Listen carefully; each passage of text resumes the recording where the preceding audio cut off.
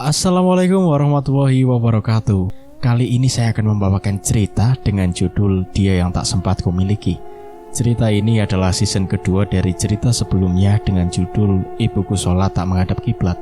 Dan cerita ini ditulis oleh penulis yang sama, yaitu Kak Arsita Malika. Sebelumnya saya ingin ucapkan terima kasih karena sudah diizinkan untuk membacakan karyanya yang sebagus ini. Buat kalian yang ingin membaca ceritanya secara langsung, kalian bisa kunjungi profil dan link yang sudah saya sertakan di deskripsi. Tanpa berlama-lama, langsung saja kita ke ceritanya. Walaupun sudah 2 bulan lamanya kepergian sang kakak dan ibunya, kesedihan Ardi tak kunjung hilang. Semakin ia coba melupakan, semakin sakit ia rasakan. Ia juga kerap kali melamun sendiri. Saat ini ia berada di luar kota. Ia memutuskan untuk berhenti sekolah dan meninggalkan rumahnya untuk sementara waktu. Ia lakukan itu agar tidak terus-menerus menangis melihat setiap barang dan kenangan yang ada di sana. Di kota itu ia menyewa sebuah kos-kosan sederhana dan hidup sendiri. Sulit, tapi itulah takdir yang harus ia jalani. "Ardi, tolong kakak!" Ardi terperanjat mendengar suara Pia berteriak meminta tolong kepadanya. Ia memutar-mutar kepalanya mencari sumber suara itu. Ia harap bisa bertemu arwah Pia, tetapi itu hanya suara yang tak berwujud. "Kak, kaukah itu?" ucap Ardi sambil terus melihat sekeliling ruangan. Hingga akhirnya ia menjatuhkan tubuh di atas sofa karena merasa kalau suara tadi itu hanyalah halusinasinya saja. Ia menggosok wajahnya dengan kasar, kesal dengan kebodohannya sendiri. "Ardi, tolong kakak!" Sekali lagi suara Pia kembali terdengar di telinga Ardi. Ardi terdiam. Ia mencoba menajamkan pendengarannya untuk memastikan suara itu memang benar ada. "Tolong aku, Ardi. Tolong. Kakak minta bantuan apa? Aku siap membantumu. Bahkan nyawaku sekalipun aku akan pertaruhkan," teriak Ardi. Hatinya bergemuruh, rasa haru dan sedih bercampur aduk. Sekian lama akhirnya ia bisa mendengar suara sang kakak, dan rasa rindunya itu sedikit terobati. Tetapi Ardi dibuat bingung dengan ucapan Pia yang minta tolong kepadanya. Apa Pia diganggu oleh Abud lagi? Tapi bagaimana mungkin Pia tidak meninggal di tangan kotor mereka? Pia tak juga menjawab pertanyaan Ardi. Entah mengapa firasat Ardi tiba-tiba tidak enak. "Kak, jawab pertanyaan Ardi. Kau kenapa? Ardi akan tolong," teriak Ardi sekali lagi. Bukannya mendapatkan jawaban, Ardi malah mendengar suara tangisan yang terdengar begitu pilu.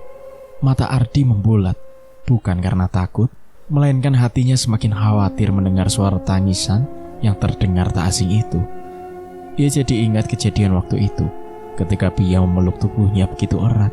Bajunya dibuat basah karena air mata, dan bajunya juga terkena noda darah dari hidungnya. Tubuh Ardi membeku. Ia tak berani bergerak ketika ekor matanya menangkap sepasang mata merah sedang memantaunya dari luar kosan. Semenjak kejadian mengerikan yang menimpa keluarganya itu, mata batin Ardi terbuka. Karena belum terbiasa dengan penglihatannya, ia masih rata-rata takut dengan makhluk gaib yang suka datang mengusilinya.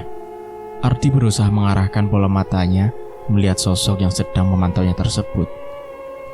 "Abud," batin Ardi. Seketika bulu kuduknya merinding hebat.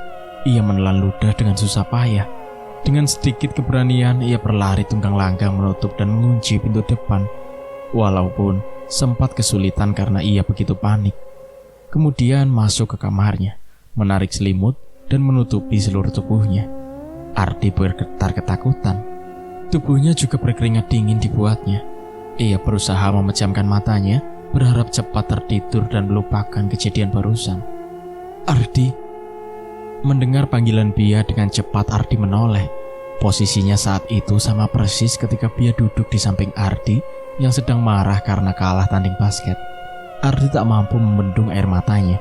Akhirnya yang ia pinta terwujud, yakni Pia masuk ke dalam mimpinya. Ia memandang lekat wajah pucat Pia. Pandangannya tampak begitu kosong. Tak lama kemudian Pia tampak terdunduk sambil menangis terisak-isak. Dengan sikap Ardi merangkul dan mengelus pundak Pia penuh cinta. Ardi menyesal. Seharusnya dari dulu ia bersikap seperti ini kepada Pia. Tapi sudahlah, tidak ada juga gunanya menyesali semuanya, karena memang sudah kodratnya penyesalan itu di akhir. Ada apa, Kak? Jangan menangis. Ardi jadi ikutan sedih lihat kakak begini. Memangnya kakak masih ada urusan di dunia yang belum selesai hingga arwahmu bersedih begini? Tanya Ardi merasa prihatin. Raffi, Ian, Pak Ian, jawab Pia. Dahi Ardi mengernyit, bingung dengan maksud Pia. Ada apa dengan mereka? Ayo katakan, biar Ardi yang selesaikan semuanya, agar kakak bisa tenang. Tanya Ardi penasaran. Namun sayang, Pia tak menjawabnya. Ia hanya terus menyebut nama Raffi dan Ian. Hal itu membuat Ardi kian bertambah bingung sekaligus penasaran. Maksud kakak, aku harus berbicara dengan Ian dan Raffi? Tanya Ardi sekali lagi. Pia mengusap air matanya, kemudian ia mengangguk pelan. Setelah itu, ia berdiri dan berjalan meninggalkan Ardi. Tolong kakak sekali lagi, Ardi, lirih Pia sebelum akhirnya ia menghilang. Esok kemudian, sekitar jam 9 pagi, Ardi sudah bersiap-siap hendak ke desanya untuk menemui Raffi dan Ian. Ia sangat penasaran apa yang membuat arwah Pia gentayangan.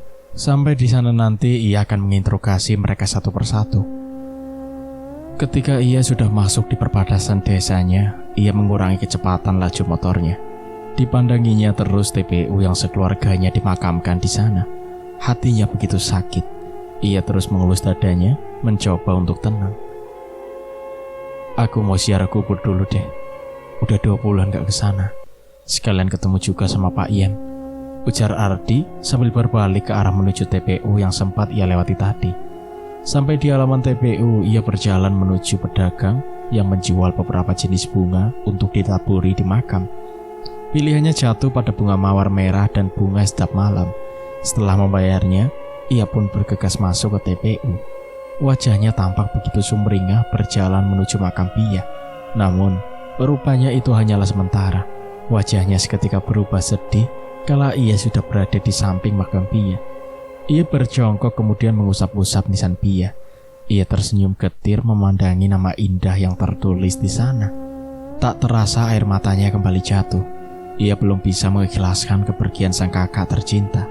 Andai kakak masih ada, hidupku pasti baik-baik saja, lirih Ardi seraya menaburkan kelopak bunga mawar merah di atas makam Pia. Kemudian bunga sedap malam tadi ia tancapkan di depan nisannya. Lalu ia mengadahkan tangannya untuk mengirimkan Al-Fatihah untuk Pia. Ia tak menaburkan bunga sedikit pun di makam ayah dan ibunya, apalagi mengirimkan mereka Al-Fatihah, sebab rasa kecewa itu hingga kini masih menyelimuti hati. Setelah berdoa, Ardi pun berdiri dan berpamitan kepada makam Pia. Matanya tampak melihat sekitar mencari-cari keberadaan Ian. Tetapi yang ia lihat di sana hanya orang lain, bukan Ian. Ardi pun berjalan mendekati seorang pria paruh baya yang sedang membersihkan salah satu makam yang ada di TPU tersebut. Dari kejauhan, Ardi sempat melihat pria itu menatapnya dengan tatapan yang aneh. Ketika Ardi sudah berada di dekatnya, pria itu langsung membuang muka seakan-akan tak pernah melihat si Ardi. Assalamualaikum, Pak. Bapak petugas perawatan makam di sini ya? Salam Ardi sambil melempar senyum. Waalaikumsalam. Iya, ada apa nak? Jawabnya sedikit gelagapan. Bapak kenal dengan Pak Ian? Oh Ian, udah gak di sini lagi nak. Mungkin baru 3 hari dia berhenti kerja. Loh, kenapa berhenti Pak? Tanya Ardi heran. Kurang tahu saya nak. Soalnya ia langsung mengundurkan diri tanpa mengatakan satupun alasannya. Ardi tampak terdiam sejenak. Ia mencoba menebak-nebak alasan Ian mengundurkan diri dari TPU itu. Sangat kebetulan sekali ia ingin menanyakan perihal Pia, tapi ia malah lebih dulu berhenti bekerja di sana. Kalau alamatnya, Bapak tahu di mana? Tanya Ardi lagi. Saya nggak tahu nak. Saya kenal dengan dia juga baru beberapa minggu, karena saya pekerja baru di sini. Saya tinggal dulu ya. Kerjaan saya masih banyak. Permisi, sambungnya. Pria itu berjalan terburu-buru menjauhi Ardi. Seakan ia takut dilemparkan beberapa pertanyaan lagi. Waduh, jadi bagaimana caranya aku bisa menanyakan Pak Ian soal kakakku? Gumam Ardi dalam hati. Ardi menghembuskan nafas kasar dengan perasaan yang kecewa. Ia berjalan gontai keluar dari TPU. Ia kembali mengendarai motornya menuju rumah Raffi. Ia tepis dulu pikirannya tentang Ian. Kali ini tujuannya adalah Raffi. Ia harap menemukan sebuah rahasia mengenai Pia darinya. Sesampainya di sana, ia pun turun dari motor dan berjalan menuju pintu depan rumah Raffi. Berulang kali ia mengetuk pintu itu sambil mengucapkan salam. Tapi, tak ada yang membukakan pintu untuknya. Bahkan yang menjawab salamnya pun tidak ada. Padahal di depan pintu ada beberapa sendal yang membuat Ardi yakin jika di dalam ada orang. Suara gekang pintu mengejutkan Ardi. Ardi merasa lega setelah beberapa menit akhirnya ada seseorang yang membuka pintu. Cari siapa, Dek? Tanya seorang pria penghuni rumah itu yang usianya sekitar 35 ke atas. Tapi saya ingat Ardi ya sebelumnya tak pernah melihat orang itu di sekitar sini. Kak Raffi ada, Om? Tanya Ardi masem-masem. Raffi. Pria itu menautkan kedua alisnya. Ia merasa asing dengan nama itu. Saya nggak kenal, Dik. Mungkin yang ada maksud penghuni pertama rumah ini ya. Soalnya saya baru di sini. Jawab pria tersebut. Ardi menganga, merasa tak percaya dengan ucapan pria itu. Pikirannya berkecamuk. Secara bersamaan, Ian dan Raffi menghilang tanpa jejak, membuat Ardi semakin penasaran. Ia juga mulai curiga, apa mungkin mereka berdua telah melakukan kejahatan kepada Pia. Pikirnya, kalau sudah tidak ada yang mau ditanyakan lagi, saya masuk ya, Dek. Ujar orang itu seraya menutup perlahan pintunya kembali. Tunggu dulu, Om. Cepat, saya sedang sibuk. Ucapnya dengan ketus. Gini, Om, yang ngejual rumah ini ke Om siapa ya? Saya anggap itu adalah pertanyaan terakhirmu. Rumah ini dijual oleh seseorang yang bernama Pak Bahar. Kediamannya tak jauh dari sini. Oke, saya masuk dulu. Jawabnya lalu melangkah masuk ke rumahnya. Kemudian pintunya itu ditutup cukup keras, membuat Ardi berjengit. Ardi mengumpat dalam hati, merasa kesal dengan perlakuan pria itu. Seandainya diriku ini adalah Ardi yang dulu, sudah ku smackdown kau. Ardi pun beringsut dari rumah itu dan naik kembali ke atas motornya. Ia kembali dibuat bingung. Pasalnya yang menjual rumah Raffi itu adalah Pak Bahar, bukan Raffi ataupun Asih. Daripada aku tinggal berpikir terus di sini, mending aku ke rumah Om Bahar. Semoga kali ini aku bisa mendapatkan jawaban dari semua pertanyaan ini. Dipasangnya helmnya kembali dan tancap gas menuju rumah Pak Bahar. Di perjalanan ke sana, Ardi menengok ke arah kiri, cukup lama memandang rumah yang sudah ia tinggalkan 2 bulan lamanya. Karena sebelum rumah Bahar, ia harus melewati jalan yang ada di depan rumahnya. Secara mendadak, ia menghentikan laju motornya, tatkala melihat sesuatu yang aneh di dalam rumahnya itu. Apa itu? Ujar Ardi sambil menyipitkan matanya dan melangkah cepat masuk ke rumah. Ia memutar kunci dengan terburu-buru karena begitu penasaran dengan yang ada di dalam. Kenapa gak bisa-bisa sih? Ardi menengus kesal. Ia takut jika di dalam ada pencuri yang mengambil semua barang-barang berharga yang ada di dalam. Setelah berhasil membuka kunci, ia segera masuk ke dalam dengan nafas yang memburu. Ardi celingak-celinguk mencari seseorang yang ia lihat dari luar jendela tadi. Keluar kau, teriak Ardi. Namun tak ada sautan sama sekali. Suara langkah kaki pun tidak ada. Yang terdengar hanya deru nafasnya. Ardi mengecek setiap ruangan kecuali kamar Ros, namun tak menemukan siapapun di sana selain makhluk tak kasat. Tetapi saat Ardi masuk ke kamar ibunya, ia terbelalak melihat beberapa lilin putih berdiri di atas lantai. Kondisi lilin itu tampak masih cukup baru, sekitar baru seminggu. Selain itu juga Ardi mencium aroma tak sedap yang memenuhi seluruh penjuru kamar. Apa-apaan ini? Siapa yang sudah berani masuk ke rumahku sambil menaruh lilin di sini? Apa dia melakukan ritual? Tapi ritual apa? Ardi tak mampu mencerna apa yang saat ini ia lihat. Tak sampai di situ saja, pandangan Ardi tiba-tiba tertuju kepada beberapa belatung yang ada di lantai dekat ranjang. Sepertinya belatung itu baru saja keluar dari kolong ranjang. Ardi pun mengayunkan kakinya, mendekati belatung-belatung tersebut. Belum juga sampai di situ, langkahnya beberapa ia hentikan. Sebab bau yang tak sedap itu semakin terasa sangat membusuk. Matanya juga terlihat berkaca-kaca karena menahan mual. Apakah ada bangkai di sini? Batin Ardi. Dengan sekuat tenaga Ardi menahan bau yang amat busuk itu dan mendekati sumber bau itu yang menurutnya berada di bawah kolong ranjang. Disibaknya kain spray katun yang menutupi kolong ranjang itu. Dan benar saja, bau itu berasal dari sana. Sebab baunya semakin tajam ketika Ardi menyibak kain spraynya. Lalu dengan cepat ia menengok ke bawah kolong. Namun di sana begitu gelap, ia tak dapat melihat apapun. Ia bergerak menjauh sebentar dari kamar, mencoba mengatur nafas yang sempat tertahan cukup lama. Setelah merasa sudah siap, ia pun kembali masuk ke kamar sambil menutup hidungnya rapat-rapat. Kemudian, ia mengeluarkan sebuah benda pipih miliknya yang berada di saku celananya.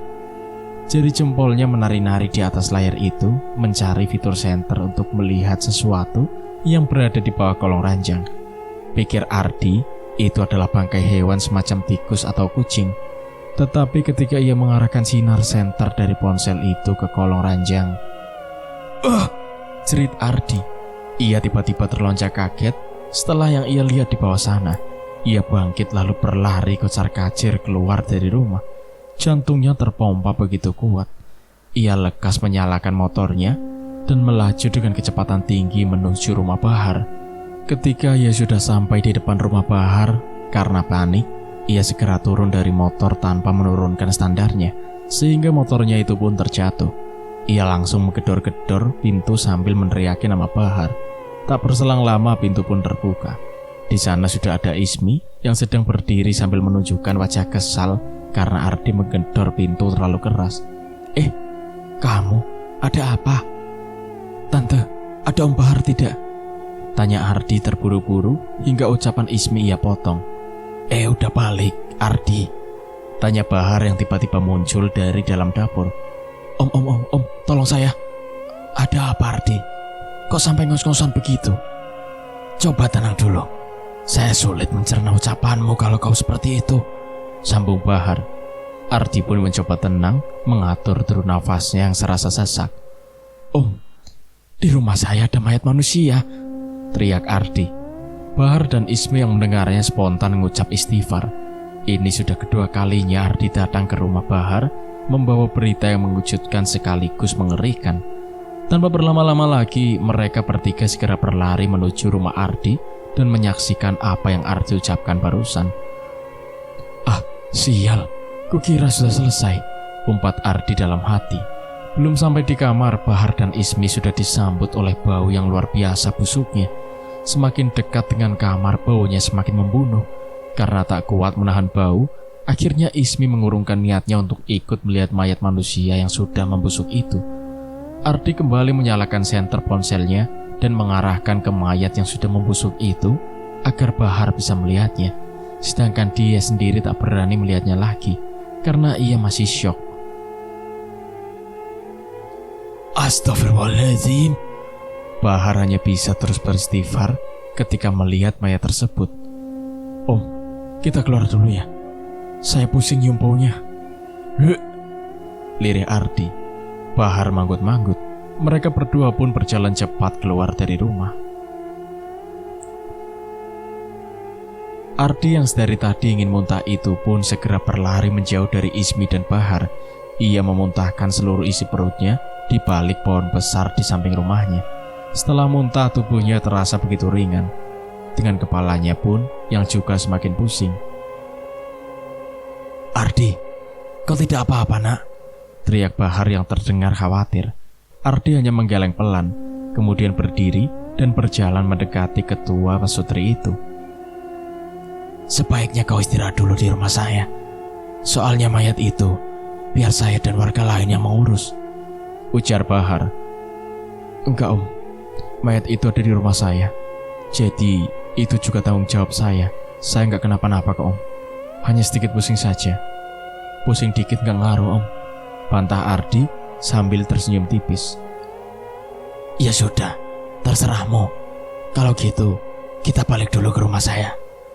Baru kita usulkan kepada warga lain untuk mengurus mayat yang sudah membusuk itu, pungkas Bahar. Ardi menyetujuinya. Ia pun segera mengunci rumahnya dan berjalan ke rumah Bahar. Ardi, wajah mayat itu gak asing gak sih? Kok saya pernah melihat wajahnya ya, tapi lupa di mana, celetuk Bahar. Kalau Ardi tadi gak ngelihat secara detail, soalnya keburu ngibrit ke rumah Om. Emangnya jenis kelamin mayat itu apa, Om? Laki-laki, Di, jawab Bahar. Kemudian lanjut berpikir mencoba mengingat-ingat di mana ia pernah bertemu dengan orang itu. Om, kira-kira mayat itu sudah berapa lama berada di dalam kolong ranjang ibuku? Sepertinya baru seminggu, soalnya tubuhnya masih cukup utuh. Ardi hanya manggut-manggut. Beberapa detik kemudian ia baru sadar kalau sebelumnya ia ingin menanyakan sesuatu kepada Bahar. Aduh, makin pusing saja. Kukira masalah ini itu mudah. Rupanya begitu amat sulit.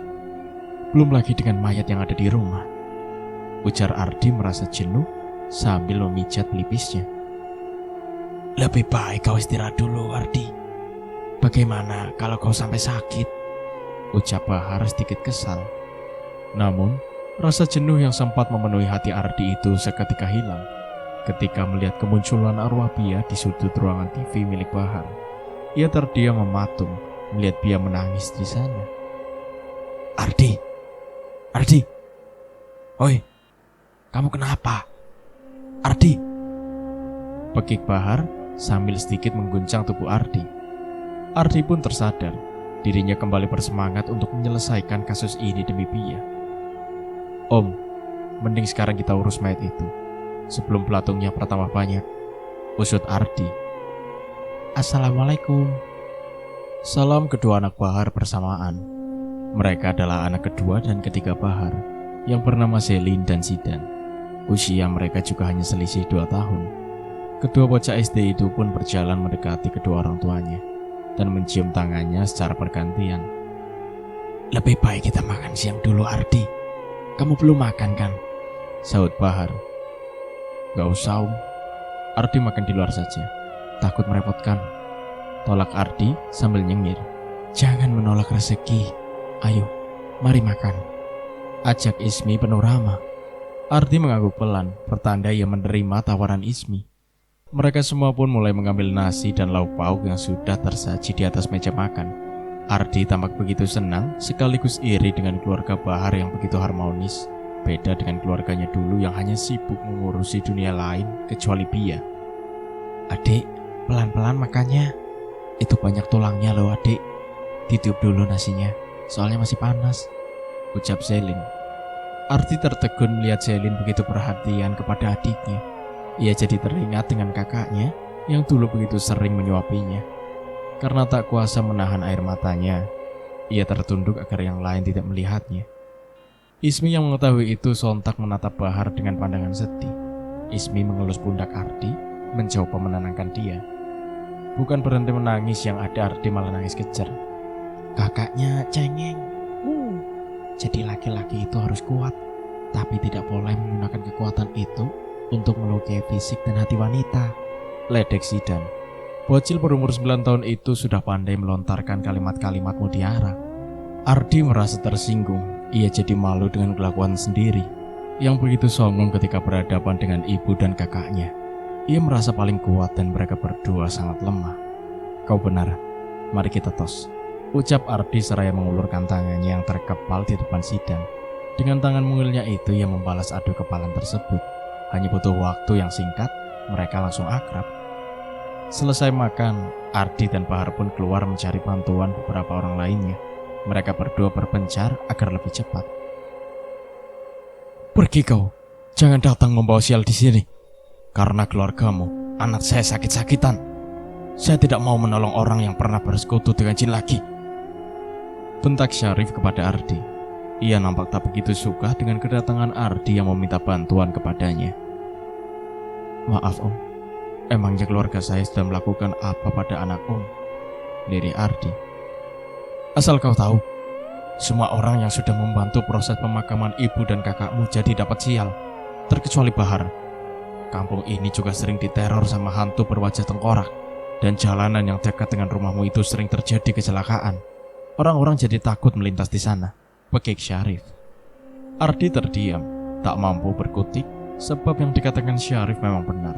Bahkan dirinya sendiri pun merasakan kesialan yang ia dapatkan setelah kejadian itu.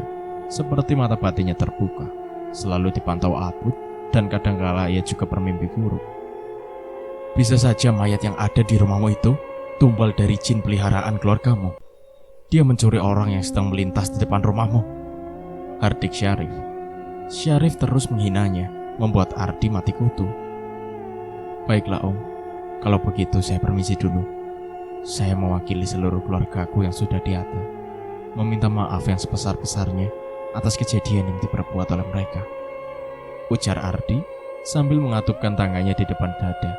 Ia pun berlalu meninggalkan Syarif yang masih terus memakinya dengan segala hinaan dan umpatan. Ardi yang malang itu hanya berlapang dada. Kenapa aku jadi cengeng ini sekarang? Dulu kalau aku diinjak-injak seperti ini, pasti akan kubalas dengan pukulan keras. Ardi menggerutu dalam hati. Dari kejauhan, Bahar tampak berjalan cepat mendekati Ardi yang masih terus menundukkan kepalanya itu. "Loh, kenapa Ardi? Gak ada yang mau menolongmu ya?" Ardi mengangguk pelan sambil tersenyum singkat. "Sama, tadi saya meminta tolong dengan yang lain, tapi tidak ada yang berani ikut membantu, karena mereka takut dapat musibah yang lebih parah lagi. Sabar ya, saya berpikir sebaiknya kita telepon polisi saja, karena akan sulit jika hanya kita berdua yang melakukannya," sambung Bahar sambil menepuk bahu Ardi. Ardi hanya mengangguk setuju dengan usulan Bahar. Sekitar 30 menit kemudian, petugas kepolisian dan mobil ambulan pun datang. Mereka segera mengelilingi rumah dengan polis lain. Ardi dan Bahar hanya bisa menyaksikan pengevakuasian itu dari luar rumah. Tak lama kemudian, Ardi didatangi oleh Arwahyan yang keluar dari dalam rumah. Tampilannya terlihat begitu lusuh. Ardi membuang muka, tak berani melihatnya. Ia dilanda ketakutan.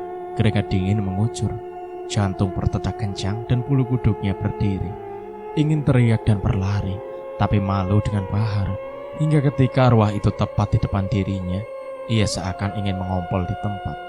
Lututnya bergetar seperti tak makan 3 hari 3 malam. Ia menoleh ke arah Bahar dengan raut wajah yang ketakutan. Bahar yang melihatnya terkejut melihat Ardi yang sudah terlihat pucat. Bahar pun segera mendekat. Seperti sudah mengerti dengan kondisi Ardi saat itu, Bahar segera membacakan ayat kursi dan lainnya. Seketika Ardi terduduk. Kakinya lemas tak mampu menopang tubuhnya. "Kau baik-baik saja, Di?" tanya Bahar cemas. "Aduh, lemes bestiku Om. Makasih Om. Untung ada Om. Kalau enggak, mungkin tadi saya sudah kerasukan," ujar Ardi. "Besti? Apa itu Di?" Tadi saya ngomong gitu ya Om. Maksudnya petisku Om. Aduh, maaf ya Om," jawab Ardi cengengesan. Wajahnya tampak begitu malu dengan kebodohan sendiri. "Dasar anak muda. Ya sudah, kau duduk saja dulu di situ. Kau harus cepatnya terbiasa dengan matamu yang sekarang. Hantu-hantu itu akan terus menakut-nakuti dirimu kalau kau selalu merasa ketakutan," lanjutnya. "Maunya segitu Om. Tapi Ardi anaknya emang penakut." "Penakut? Rupanya kau tidak mewarisi sifat berani kedua orang tuamu." "Ibaratnya gini Om, lu punya jin, lu gak akan takut. Gue gak punya jin, gue gak takut tuh." Emang iya?" Mereka berdua langsung cekikikan mendengar percakapan sendiri. Tak berselang lama, beberapa polisi pun keluar dari rumah membawa kantong jenazah dan memasukkannya di dalam mobil ambulan. Ardi berpikir keras, apa yang membuat Ian bisa meninggal dalam keadaan seperti itu? Dan kenapa bisa ia meninggal di dalam kalong ranjang ibunya? Kejadian hari ini benar-benar menguras pikiran Ardi. Seakan-akan Ardi sedang memainkan permainan puzzle yang setiap kepingannya harus ia pasang sempurna agar ia bisa menebak gambar yang terdapat pada permainan tersebut. Namun, sedari tadi belum ada satu kepingan puzzle pun yang terpasang. "Permisi Pak, kami dari pihak kepolisian akan membawa jenazah tersebut ke rumah sakit. Sebelum dimakamkan, jenazahnya akan diotopsi terlebih dahulu agar penyebab kematiannya bisa diketahui. Dengan begitu, pelaku pembunuhan ini juga akan terungkap," jelas sang polisi. "Baik Pak Polisi, kami serahkan semuanya kepada kalian," balas Bahar. Polisi itu pun mengiyakan dan berbalik menuju mobil polisi. "Tunggu Pak Polisi." Tiba-tiba terdengar suara teriakan seseorang dari jalan raya. Ternyata dia adalah Didin, penjaga makam yang sempat bertemu dengan Ardi tadi di DPU. Didin tampak ingin memberitahukan sesuatu kepada polisi. Sebelum bicara, ia mengatur nafasnya dulu yang ngos-ngosan akibat berlari terkopok-kopok. "Pak, dia pelaku pembunuhan," bekik Didin sambil menunjuk ke arah Ardi. Sontak Ardi dan Bahar terkejut mendengarnya. Begitupun dengan yang lainnya. Pandangan mereka serentak memandang Didin. "Apa-apaan ini Om? "Kok datang-datang nuduh saya?" ujar Ardi yang terlihat emosi. Tak terima ia dituduh sembarangan. "Sudah jelas dia pelakunya Pak Polisi. Sebab mayat Ian berada di dalam rumahnya dan hanya dia yang memegang kunci rumahnya. Dia beserta keluarganya sudah terkenal di kampung ini, pernah bersekutu dengan jin. Ian mati karena ia tumbalkan oleh dia, satu-satunya dari keluarga mereka yang masih hidup." Tuduh Didin terus menerus. "Om jangan asal nuduh ya. Emangnya Om punya bukti?" bentak Ardi, matanya menatap nanar Didin, giginya bergemeratak. Begitu gemas ingin melayangkan pukulan. "Ya terus siapa lagi yang bisa masuk ke rumahmu selain dirimu? Yang pegang kunci kan cuma kamu. Masa iya mayat itu jalan menembus tembok masuk ke rumahmu? Coba Pak Polisi, lihat di dalam. Ada tidak jendela atau apapun itu yang seperti habis dibuka paksa?" sambung Didin. Mendengar itu, dua anggota polisi lainnya segera masuk mengecek jendela, atap, dan pintu belakang. "Gak ada yang mencurigakan, Pak. Semuanya tertutup rapat," lapor salah seorang polisi tersebut. Polisi yang sepertinya ketua di kasus ini kembali menoleh pada Ardi. Ia menunjukkan tatapan yang dingin kepadanya. Ardi yang mengerti akan maksudnya, langsung menggeleng cepat dengan ekspresi wajah yang ketakutan. "Kami akan membawa Anda ke kantor polisi untuk diperiksa lebih lanjut." "Pian, purgul dia," pinta polisi itu. Ardi memberontak. Ia tak ingin dibawa ke kantor polisi. Ia terus membela dirinya karena ia tak merasa bersalah sedikit pun. Namun apa daya, ia tak punya bukti kuat untuk membuktikan kalau dia tidak bersalah atas kasus ini. Sedangkan Didin berjalan mendekati Bahar dengan tatapan mendelik. Om Bahar, tolong saya tidak bersalah," teriak Ardi memohon bantuan kepada Bahar. Sebab sebentar lagi ia akan ke kantor polisi, tangannya sudah diborgol. Ia terus menoleh ke Bahar, berharap Bahar bisa membantunya. Tapi yang ada malah sebaliknya. "Bawa dia secepatnya Pak, dia memang bersalah," teriak Bahar. Ardi terperangah tak percaya dengan apa yang diucapkan Bahar. Hatinya begitu nyeri mendengar orang yang paling ia percaya itu malah mendukung seseorang yang sudah memfitnahnya. Ibarat kata, sudah jatuh tertimpa tangga pula. "Tidak, jangan bawa saya tidak bersalah," pekik Ardi. "Dan kalian berdua akan kami bawa juga sebagai saksinya," ucap polisi itu. Ardi tak memberontak lagi. Ia lebih memilih untuk pasrah saja, karena baginya percuma meneriakkan kebenaran kalau tak ada seorang pun yang percaya. Ia menunduk menerima nasib yang teramat malang itu. Ketika ia hendak masuk ke mobil, ia melihat arwah Pia berdiri di depan mobil dengan ekspresi yang sedih. Melihat itu, Ardi semakin sedih. Matanya berembun. Kedua sisi bibirnya menaut ke dalam menahan air mata. "Maaf," ucap Ardi tanpa suara. Ia meminta maaf pada Pia karena tidak bisa menyelesaikan masalahnya dengan cepat. Ketika mobil itu berjalan meninggalkan rumah Ardi, di dalam mobil, Ardi hanya bisa termenung. Sampai di kantor polisi, mereka bertiga langsung diinterogasi.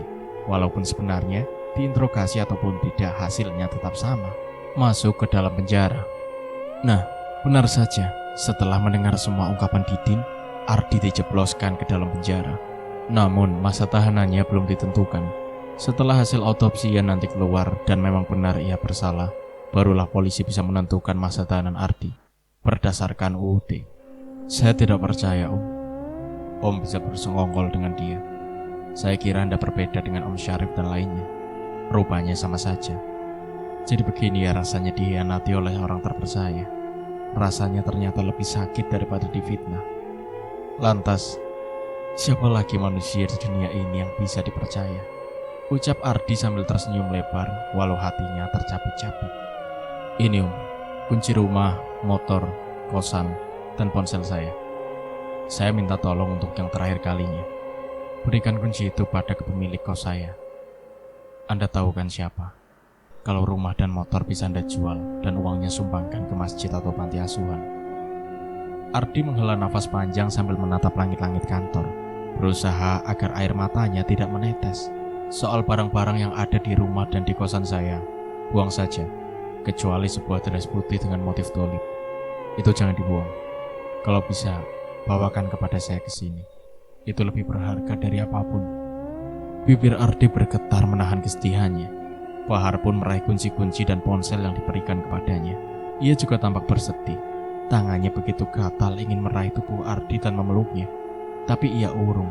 Ia segera meninggalkan kantor polisi bersama dengan Didin. Sementara ini Ardi harus mendekam di penjara sampai hasil otopsinya keluar. Jika dia tidak terbukti bersalah, maka ia akan dikeluarkan. Tapi jika benar ia bersalah, maka ia akan terus mendekam di penjara sampai waktu yang sudah ditentukan. Dengan segala ketabahan hati, Ardi ikhlas menerima fitnah yang ia dapatkan. Ia siap jika harus hidup bertahun-tahun di dalam sana. Ia tak menyangka kemusyrikan kedua orang tuanya itu berefek sampai seperti ini. Ardi duduk sambil memeluk lututnya. Ia melamun, begitu banyak hal ia renungi di sana. Ia menguatkan diri agar tetap tegar menghadapi setiap ujian yang ia dapatkan. Karena jika bukan dirinya sendiri, siapa lagi? Hei, jangan kebanyakan melamun. Ntar kerasukan, Pak polisinya jadi repot. Ucap sosok bersuara halus di samping Ardi. Spontan Ardi menoleh. Ia terperanjat kaget melihat wajah sosok hantu wanita itu begitu dekat dengan wajahnya. Wah, akhirnya ada yang bisa melihatku. Selamat datang di surga sempit ini. Sambut hantu itu penuh ceria. Ardi langsung membuang muka, berlagak seolah-olah tak pernah melihatnya. Alah, jangan pura-pura deh. Tadi kamu terkejut melihatku, berarti kamu bisa melihatku. Kenalin, namaku Rahas, penghuni sebelumnya di sel ini. Aku harap kau betah ya di sel ini. Soalnya yang lain pada dipindahin karena takut sama aku. Aku sendiri sih yang salah, soalnya suka nakut-nakutin. Ujar hantu itu sambil cekikikan. Tetapi Ardi tetap tidak memperdulikannya. Kamu masuk ke sini karena difitnah ya? Sama dong kita. Dunia ini memang terlalu kejam untuk kita yang yatim piatu. Ardi masih bergeming. Kamu mau dengar kisah aku nggak? Kenapa aku masuk di sini dan mati? Mau ya, please? Udah lama banget aku nungguin temen curhat.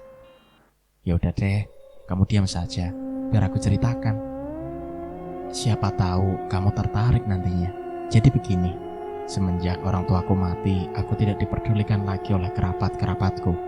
Mungkin karena aku miskin, gak punya harta warisan. Soalnya rumah saja masih ngontrak. Untung nasib baik memihakku. Aku keterima di kampus favorit di kota ini. Dan seluruh biaya kuliahku dibayar oleh pemerintah, termasuk tempat tinggal. Wah, di situ aku senang pol. Mungkin karena aku yatim piatu atau karena memang aku sepintar itu. Jadi semuanya terjamin. Tapi sayangnya pas masa KKN, aku difitnah telah membunuh dan mencuri barang-barang temanku. Dan sedihnya lagi, sahabatku sendiri mengkhianatiku. Yang menuduhku ini memang berkawan juga dengan sahabatku. Dia juga dari dulu tak suka dan iri kepadaku yang berprestasi ini. Entahlah apa alasannya sahabatku mengkhianatiku. Mungkin mereka benci denganku karena aku kerap kali dipuji dan dibanding-bandingkan dengan lainnya yang nol prestasi, seperti sahabatku itu. Ternyata mereka berdua, Sisil dan Everita, sudah merencanakan ini sejak lama, tapi aku tidak menyadarinya. Mereka begitu keji membunuh salah satu dari kami yang satu posko pada saat KKN. Kemudian mereka menuduhku sebagai pelakunya. Mereka juga memasukkan barang-barang mereka dan yang lainnya ke dalam tasku, seolah-olah aku juga mencuri barang mereka. Saat itu aku tak berdaya, tak ada seorang pun yang percaya, karena aku juga tak punya bukti apapun untuk membela diri. Ya, singkat cerita, akhirnya aku dikeluarkan dari kampus dan harus menjalani hukuman penjara selama seumur hidup, sebab aku membunuh Sisil dan Evrita. Daripada aku dituduh begitu saja oleh mereka, mending kulakukan langsung pada mereka berdua. Toh namaku sudah dicap sebagai pembunuh, jadi sekalian saja. Oke, selesai. Makasih sudah mau mendengar. Hihi. Jelas hantu itu panjang lebar. Ardi menoleh pada Rahas dengan ekspresi wajah yang terkejut. Ia tak menyangka Rahas melakukan hal itu. Terus lu mati kenapa? Tanya Ardi penasaran. Pas mandi, aku nelan sabun batang. Buh, endingnya konyol banget. Tapi enggak, yang masih baru juga ya. Soalnya kalau yang masih baru kan gede banget, susah masuknya. Kasihan juga polisinya ntar rugi, baru beli udah habis saja. Jadi ku tunggu sabun itu agak mengecil, baru deh aku telan. Ternyata rasanya pahit ya. Padahal di sambulnya tertulis rasa jeruk. Kedua sisi bibir Ardi ditautkan ke dalam. Ia berusaha menahan tawa yang hendak keluar. Terus kalau bukan pahit emang lo pikir rasanya apa? Saut Ardi. Kecut dong, harusnya. Kan jeruk. Gimana sih? Tawa Ardi pecah seketika. Ia tertawa terpingkal-pingkal mendengar Rahas. Kau ini terlalu pintar atau bagaimana sih? Yang namanya sabun apapun jenisnya tetap pahit anjay. Widih, anjay gak tuh? Kurang selebe bro. Ardi semakin terkekeh-kekeh dibuatnya. Lu baru mati ya? Kau tahu selebe? Bingung kan? Semua orang bingung. Gak bingung nanti kalau udah di surga. Hihi. Udah lama sih, 6 tahun mungkin. Aku tahu kata-kata seperti itu. Soalnya sering nemenin para polisi scroll TikTok. Jawab Rahas. Hantu kurang kerjaan, ledek Ardi. Siang itu mereka berdua begitu asyik bercerita. Ardi seperti mendapat kehidupan baru dari Rahas. Ya walaupun mereka berbeda alam. Dan Ardi juga menceritakan kisah hidupnya kepada Rahas. Baru kali ini ada makhluk halus yang membuat Ardi senang dengan kehadirannya.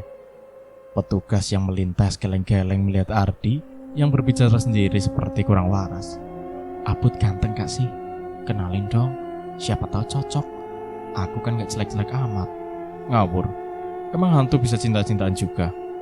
Kalau bahas soal fisik, lu gak jelek sih, cuman serem doang. Di body shaming masih mending aku daripada genderwono, bulunya banyak banget. Pocong juga deh, kayak lontong lebaran aja. Ngatain orang body shaming, lu sendiri lebih parah. Udah deh, gue mau tidur siang dulu. Dari tadi kepalaku pusing. Ditambah ada lu, jadi makin puyeng. Tapi kita jadi temenan kan? Ya. Rahas begitu senang, Ardi ingin mengajaknya berteman. Sudah lama ia menunggu momen ini. 2 minggu lebih kemudian, Ardi tak pernah mendengar kabar soal hasil autopsian. Ia juga tak tahu berapa lama ia harus ditahan di sini. Permisi, Kak. Saya mau nanya. Hasil autopsi mayat yang ada di rumah saya waktu itu belum keluar ya? Tanya Ardi pada petugas yang lewat. Lah, kamu kan sudah diputuskan merekam di penjara selama 15 tahun. Kamu gak tahu? Jawab petugas itu. Hah? Kok saya gak dikasih tahu? Tiba-tiba langsung dijatuhi hukuman selama 15 tahun. Ardi terkejut tak percaya ia sudah diputuskan untuk ditahan selama itu tanpa diberitahu oleh sesiapapun. Kamu gak perlu tahu juga sih. Toh sama saja, kamu tetap berada di dalam situ. Ucap polisi muda itu sambil menyunggingkan senyum seakan meledek Ardi. Cih, tunggil amat jadi polisi, gerutu Ardi. Ia kembali duduk di atas karpet tua yang ada di dalam lapas. Ia termenung, ia merasa ada yang janggal dalam kasus ini. Sepertinya hal itu sudah direncanakan matang-matang oleh seseorang. Apakah mungkin dia Didin? Tapi itu hanya kemungkinan kecil. Ah! Teriak Ardi sambil menggaruk kasar rambutnya. Dadanya naik turun. Saat ini amarahnya begitu meluap-luap. Tangannya mengeluarkan darah segar karena terus memukul tembok dengan membabi buta. Apa kau butuh aku? Aku sedang tidak ingin diganggu, Rahas. Kau lupa ya dengan suaraku. Sampai kau menyebutku dengan nama wanita. Sampai kau menyebutku dengan nama wanita. Mata Ardi membulat, jantungnya saat itu seakan berhenti berdetak. Amarahnya seketika luruh setelah menyadari pemilik suara itu siapa. Perlahan ia membalik tubuhnya. Dan benar saja, itu dia. Kenapa kau datang ke sini? Gertak Ardi. Tenanglah dulu. Aku tahu siapa yang melakukan ini kepadamu. Aku bisa membantumu mengakhiri hidupnya. Tapi dengan satu syarat. Berikan makhluk yang kau sebut dengan nama ras itu. Dia bukan hantu biasa. Ardi terbelalak mendengarnya. 14 tahun kemudian, tak terasa sebentar lagi Ardi akan dibebaskan dari penjara. Raffi berjengit mendengar jeritan Zira. Ia kesal, kegiatan harus terhentikan karena jeritan itu. Ia berjalan gontai menghampiri Zira yang berada di kamar. Kau kenapa? Aku sedang tidur, bentak Raffi. Zira yang begitu ketakutan itu segera bangkit dari kasur dan memeluk Raffi begitu erat. Raffi tidak berusaha melepaskan ataupun membalas pelukannya. Ia biarkan begitu saja. Aku sangat takut, sayang. Ada 3 anak perempuan yang mendatangiku. Mereka memukul-mukul perutku, menginjak kakiku dan hampir mencekikku. Ungkap Zira dengan suara yang bergetar. 3 anak perempuan, ucap Raffi dengan suara kecil. Ekspresi wajahnya tampak menunjukkan kalau dia sedang memikirkan sesuatu di dalam pikiran dan hatinya. Sepertinya ada yang ia sembunyikan dari Zira selama ini. Zira mengangkat kepalanya memandang wajah sang suami. Hati kecilnya terasa sakit melihat ketidakpedulian Raffi dan kejadian yang baru saja ia alami. Ia langsung melepaskan dekapannya dan bersikap seolah-olah tidak apa-apa. Aku mau lanjut tidur lagi. Maaf sudah mengganggu pekerjaanmu, lirik Zira. Raffi hanya mengangguk dan berjalan kembali meninggalkan Zira sendirian. Padahal saat itu Zira tidak ingin sendirian. Ia takut jika ketiga anak perempuan itu datang kembali untuk mencelakai Zira lebih parah lagi. Dengan hati yang kecewa ia merangkak naik ke kasur dan meraih selimut tebal. Kemudian ia pejamkan matanya, berusaha untuk tidur kembali. Sekitar 10 menit kemudian Zira mengalami ketindihan. Walaupun sebenarnya ia takut, tapi mau tidak mau ia harus membukanya. Sontak matanya membulat melihat ketiga anak perempuan itu datang kembali. Mereka berada di posisi yang sama seperti tadi. Satu duduk di atas dada Zira, yang satunya duduk di perut, dan yang satunya lagi berdiri di paha. Mereka terus tertawa begitu senang menganiaya Zira. Namun, kali ini Zira tak mampu berteriak seperti tadi. Bahkan sekedar menggerakkan bibir saja ia tak mampu. Sebab yang duduk di atas dadanya itu tak lagi mau mencekik Zira, melainkan ia kini menutup mulut Zira sambil ditekan. Gak bisa teriak ya? Ia cekikikan menyaksikan ekspresi ketakutan yang ditunjukkan oleh Zira. Beberapa detik kemudian Zira merasakan sakit di bagian perutnya ketika yang duduk di perutnya tadi itu memukul-mukul perut Zira berulang kali. Mata Zira melotot menahan rasa sakit itu. Al-janilu ilmalala jinalil mut ala bata bikuhukina nafakat natazir alwak al-manusib litatimir al-basaro. Ucap mereka bersamaan sambil menyakiti tubuh Zira sesuai posisi mereka saat itu. Zira hanya bisa menangis mendapatkan perlakuan jahat dari mereka bertiga. Setelah puas menyakiti Zira, ketiga anak perempuan itu bangkit dan berdiri di samping Zira. Mereka bertiga menatap Zira sambil menyeringai lebar. Walaupun sudah tak didindih lagi, tapi seluruh tubuh Zira tetap tak bisa bergerak kecuali bibirnya. Jangan berteriak. Jika kamu berteriak seperti tadi, kami bertiga akan menyakitimu lebih parah lagi. Salah seorang anak itu mengancam ketika ia melihat Zira hendak berteriak. Ya ampun, kenapa mataku sulit tertutup? Batin Zira. Mereka bertiga kembali cekikikan melihat Zira yang terus berusaha untuk menutup mata. Kalian sebenarnya siapa? Kenapa kalian datang menggangguku? Apa aku ada salah dengan kalian? Tanya Zira gelagapan. Kami anak kembar 3. Aku Ruk, dia Sing, dan dia Sanaya, si bungsu. Nama itu pemberian dari ayah kami. Kami berasal dari bangsa jin. Ada alasan di balik kami mengganggumu, tapi nanti kami menjawab setelah seseorang yang telah kami tunggu-tunggu itu datang. Jawab Bro. Wajah Sira seketika memucat setelah mendengar mereka adalah seorang jin. Baru kali ini ia melihat makhluk halus yang berasal dari bangsa jin. Karena sebelumnya ia sempat melihat hantu wanita di gudang bawah tanah yang ada di rumah. Kami pergi dulu, besok kami datang lagi bermain denganmu. Hihihi. Mereka bertiga pun pergi dari kamar Sira dengan menembus tembok. Setelah mereka pergi, akhirnya Sira bisa bergerak kembali dan bernafas lebih lega. Setelah sebelumnya dadanya terasa sesak, ia terduduk seraya mengelap wajahnya yang penuh dengan keringat. Walaupun suasana sudah lebih tenang, tetapi tangan Sira masih bergetar. Kejadian yang tadi ia alami itu dipenuhi tanda tanya besar. Ia segera keluar dari kamarnya, takut akan ada lagi yang mengganggunya nanti. Ia pun memilih masuk dan tidur di kamar kedua putranya, Ozel dan Ibram. Ya, di pernikahannya bersama Raffi, ia dikaruniai 2 putra yang tampan-tampan. Namun sayang, salah satu dari mereka mengalami Down syndrome, yakni si sulung Ozel. Nama Ozel sendiri kalau diartikan dari bahasa Turki artinya spesial. Seperti minggu-minggu sebelumnya, di setiap malam Jumat, Raffi pasti tidak tidur di kamarnya bersama Sira. Entah apa alasan yang sebenarnya, tetapi alasan yang ia katakan pada Sira, ya Raffi selalu melakukan ritual di malam Jumat untuk mencari keberadaan ibunya yang diculik secara gaib. Ritual itu dilakukan di tempat yang sama di mana Sira pertama kalinya melihat hantu. Tetapi Sira saat itu hanya berada di depan pintu gudang bawah tanah. Ia tak sempat masuk ke dalam sana karena Raffi keburu datang memergokinya hendak masuk ke dalam. Ia selalu dilarang masuk dengan alasan ritualnya akan gagal jika ada yang masuk kecuali Raffi sendiri. Ya, walaupun alasan Raffi itu terdengar sedikit aneh, tapi Sira tetap percaya, apalagi ini menyangkut ibu mertuanya. Namun, dari awal ritual hingga saat ini, Asih tak kunjung ditemukan.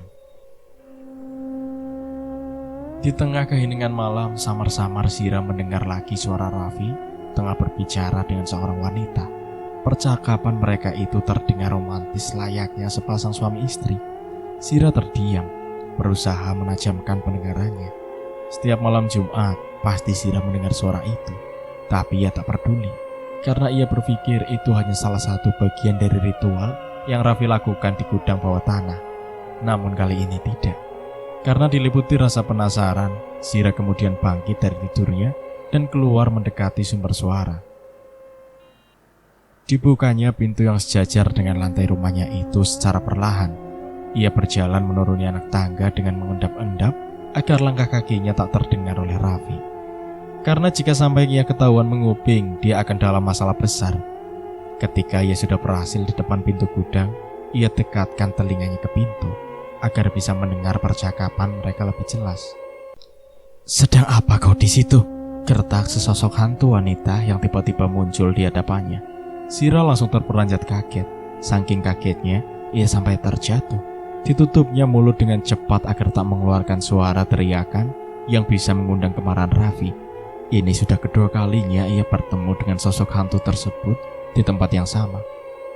"Pergi dari sini," pinta sosok hantu itu. Sira pun segera ngacir keluar dari gudang bawah tanah itu. Ia begitu merasa lega setelah ia berhasil naik keluar dan pintu menuju gudang ia ditutup. Esok kemudian, "Ibu, besok Ibram ulang tahun kan? Berarti ada kue lagi dong." Pagi-pagi sekali Sira dikejutkan oleh teriakan Ibram yang sambil berlari mendekati dirinya yang sedang menyiapkan sarapan di dapur. Ia terlihat begitu bahagia, sebab besok adalah hari ulang tahunnya yang ke-10 tahun.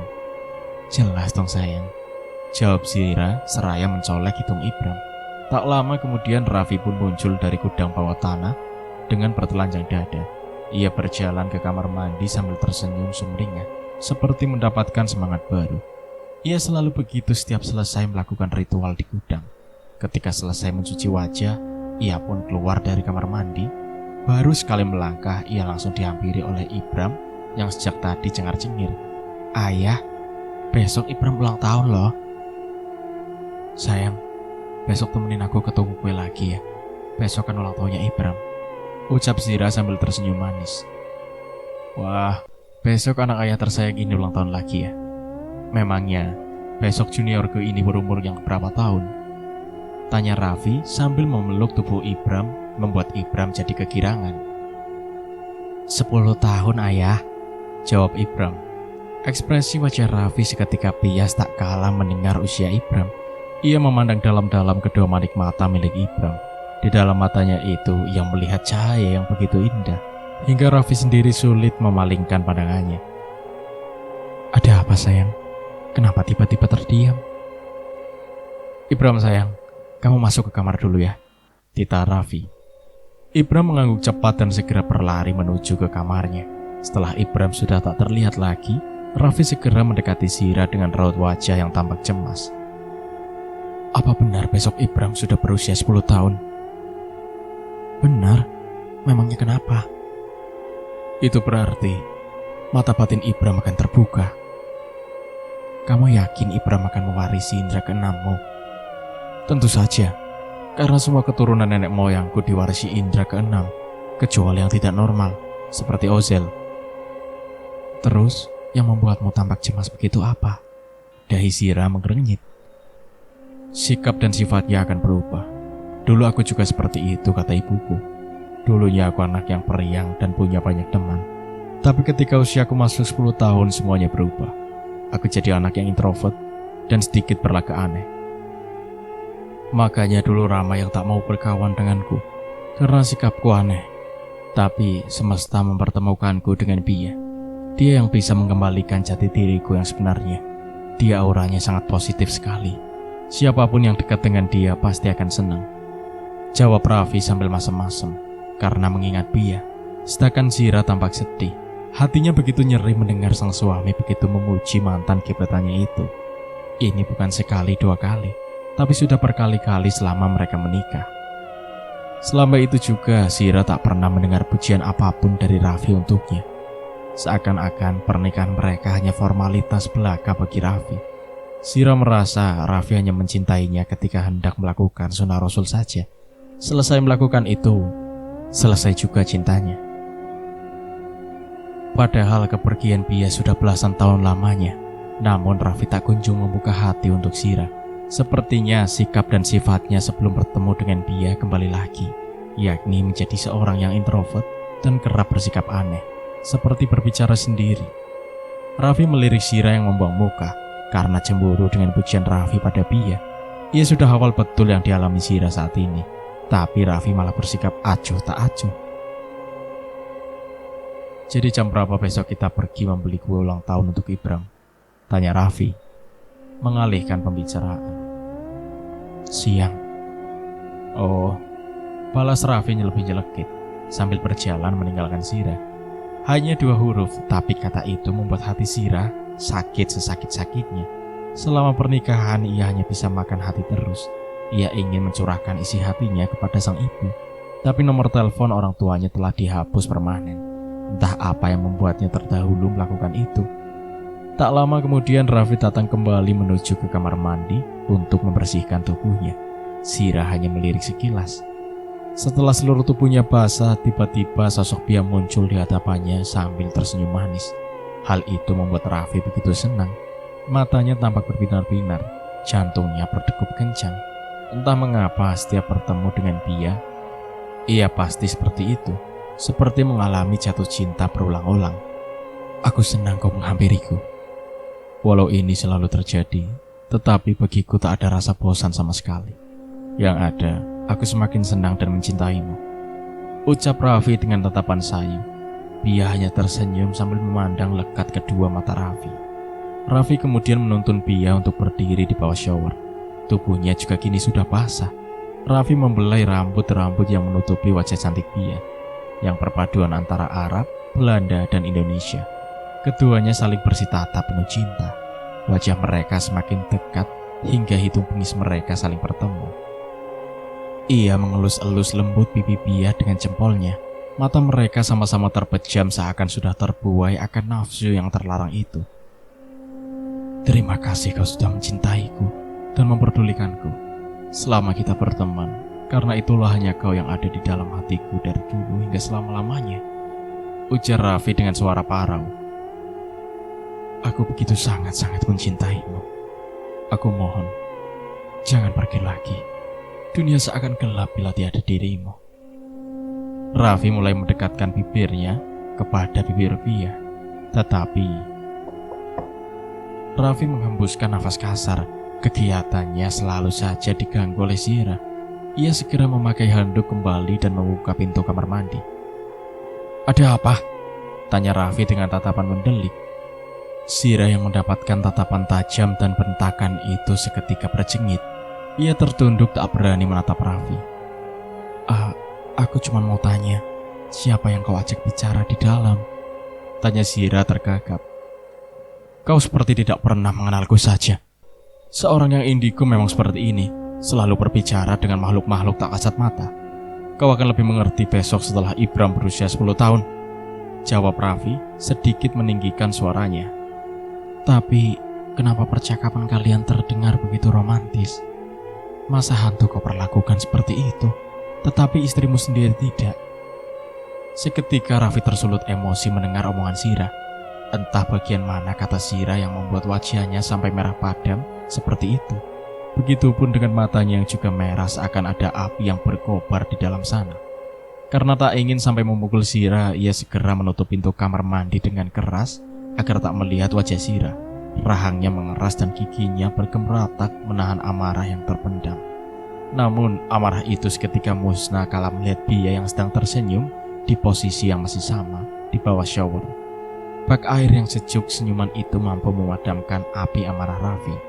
Raffi pun segera mendekati Pia kembali dan melingkarkan tangannya di pinggang Pia. Nafas Raffi terdengar memburu ketika Pia menyentuh dada bidang miliknya. Setelah puluhan menit akhirnya Raffi keluar dari kamar mandi. Ia kemudian melanjutkan langkahnya menuju ke kamar untuk memakai pakaian. Sedangkan Zira segera masuk ke kamar mandi mengecek ke dalam. Ia penasaran dengan wujud hantu yang Raffi ajak ngobrol tadi. Namun setelah ia keliling kamar mandi, ia tak melihat apapun di sana. Bodoh. Aku kan gak bisa ngelihat hal-hal seperti itu.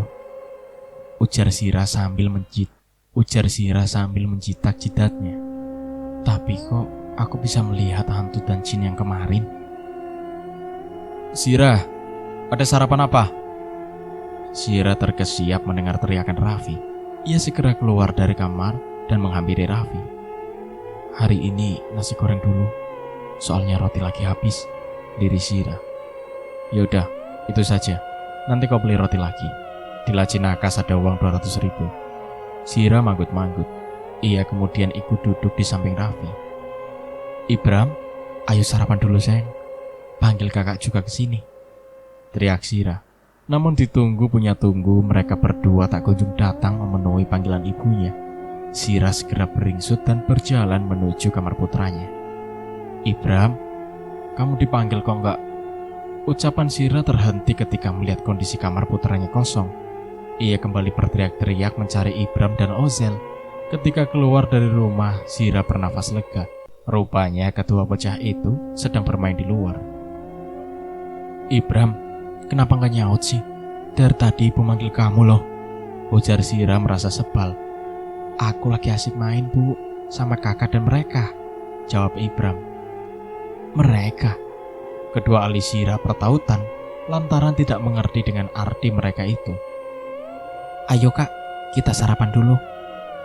Ibu, boleh ajak teman baruku nggak? Buat ikut sarapan juga. Nggak, ayo cepat masuk, seru Zira. Ia segera menarik kedua tangan anaknya untuk segera masuk ke dalam rumah. Pasalnya perasaannya tiba-tiba tidak enak. Ibram melepaskan tangannya dan berlari mendekati Raffi yang tengah lahap menikmati nasi goreng buatan sang istri. Ayah, masa ibu melarangku untuk mengajak teman baruku ikut sarapan di sini? Lapor Ibram sambil memanyunkan bibirnya. Kenapa kau melarangnya? Sepertinya mata batin Ibram sudah terbuka. Mendengar itu, Raffi terkejut hingga membuatnya terbatuk-batuk karena tersedak. Dengan sigap, Sira memberinya air minum. Raffi pun meraih air itu dan segera meneguknya cepat. "Apa kau bilang?" tanya Raffi dengan volume suara yang kecil agar Ibram tak mendengarnya. Sira mengangguk. "Soalnya tadi di luar aku gak lihat siapa-siapa kecuali mereka berdua." "Oh astaga, aku baru ingat," kata ibuku.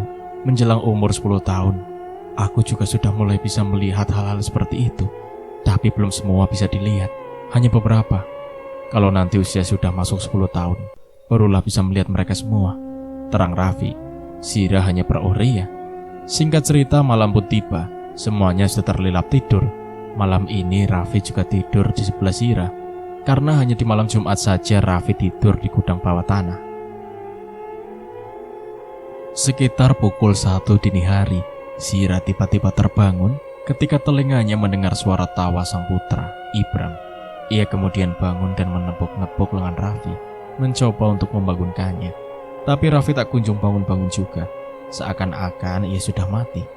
Sira berdecak kesal. Ia pun beranjak dari kasur dan keluar mencari suara tawa Ibram.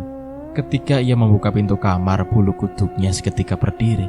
Ia cukup lama berdiri di ambang pintu, merasa ragu untuk melanjutkan langkahnya untuk keluar. Tetapi tawa Ibram kian bertambah nyaring, membuat Sira semakin khawatir. Ini pertama kalinya ia mendengar Ibram tertawa di tengah malam seperti ini. Ia semakin khawatir ketika ia baru ingat jika saat ini usia Ibram sudah memasuki 10 tahun. Ia takut jika yang dikatakan Raffi itu benar. Baru saja melangkah maju 2 kali, Sira terperanjat kaget melihat ketika anak perempuan yang semalam menjahilinya itu sedang berlari-lari di dapur bersama Ibram. Kebetulan dapur mereka memang tak ada pintu ataupun sebuah gorden yang menutupinya.